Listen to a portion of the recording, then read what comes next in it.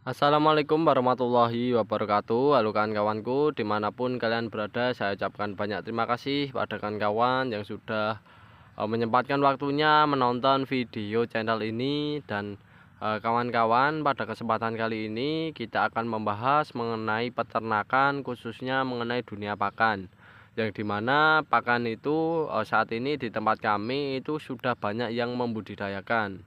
Ya, khususnya ini peternakan domba ya kan kawan, dan kambing ya. Jadi pakan tersebut memanglah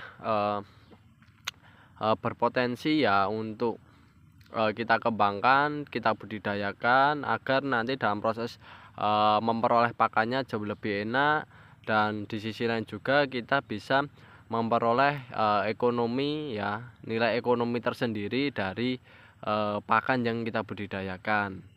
Ya, sehingga bisa mendapatkan income ya kawan-kawan, mendapatkan income yang jauh lebih bagus. Nah, pada kali ini saya akan mereview beberapa tanaman yang berpotensi sekali untuk dikembangkan sebagai pakan dan pendapatan ya, income tersendiri ya, bagi para peternak ya. Jadi tidak hanya kita membudidayakan sebagai pakan saja, tapi juga bisa kita peroleh sebagai pakan ya. Kita bahas yang pertama, yaitu di sini ada tanaman turi kan kawan. Kawan kan bisa lihat untuk tanaman turinya itu kita budidayakan karena apa? Karena tanaman turi ini mengandung protein yang cukup bagus. Bisa dipergunakan sebagai pakan penguat dan juga bisa sebagai campuran ya kan kawan. Campuran pakan ya, agar pakannya untuk memperoleh protein yang bagus dan berkualitas, salah satunya dengan memanfaatkan tanaman turi. Nah, ini potensi sekali untuk kawan-kawan kembangkan di tempat kawan-kawan ya, jika kawan-kawan ingin membudidayakan sebagai pakan. Nah, karena apa? Karena tanaman turi ini selain diambil daunnya, juga tanaman tersebut itu biasanya berbunga, dan bunganya itu di pasaran laku ya kan kawan.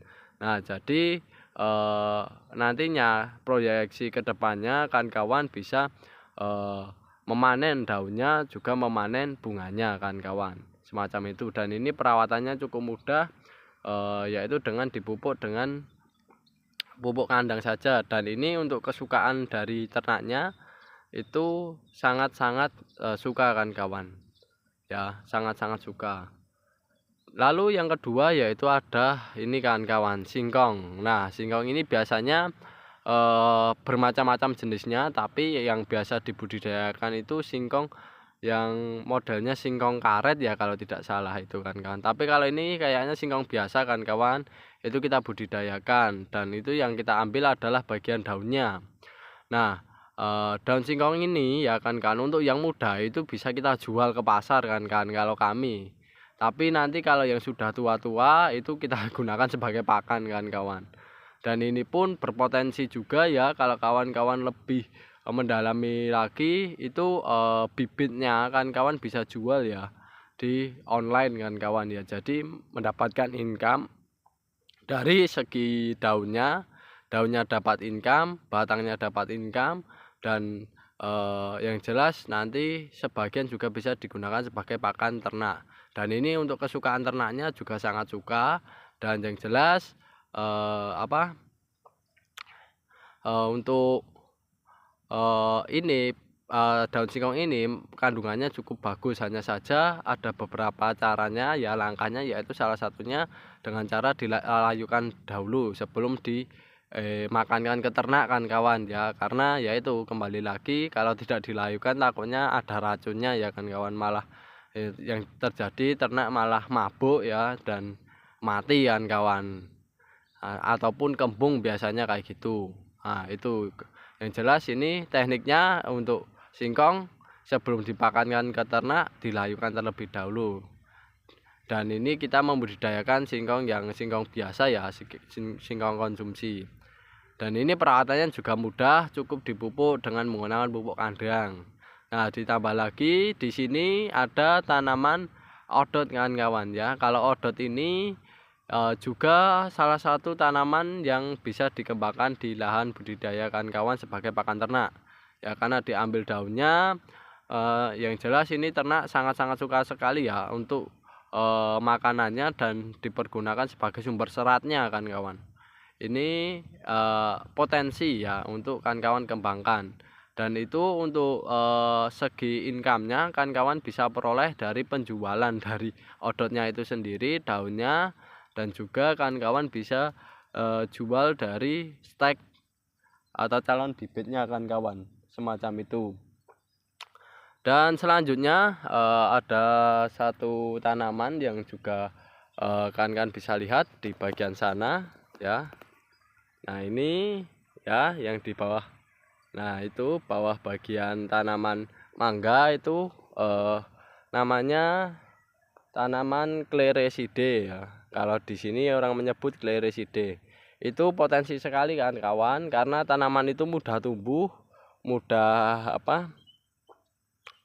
mudah berkembang biaknya, dan perkembang biakannya dilakukan secara stek.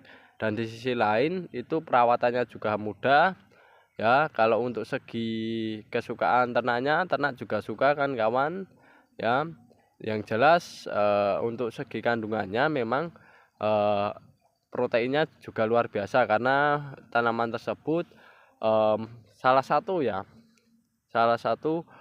tanaman kelompok leguminosa ya, jadi kelompok kacang-kacangan. Jadi potensi sekali untuk sebagai pakan penguat kan kawan, dan itu pun cocok sekali ya, tidak perlu dirawat susah payah dan perbanyakan di stek. Nah kan kawan bisa menjual stekannya untuk dipergunakan sebagai bibit ya, itu potensi ekonominya. Dan di sisi lain juga untuk pagar juga oke ya. Itu hanya saja ya memang kalau tanaman semacam itu perlu dilayukan terlebih dahulu sebelum diberikan ke ternak.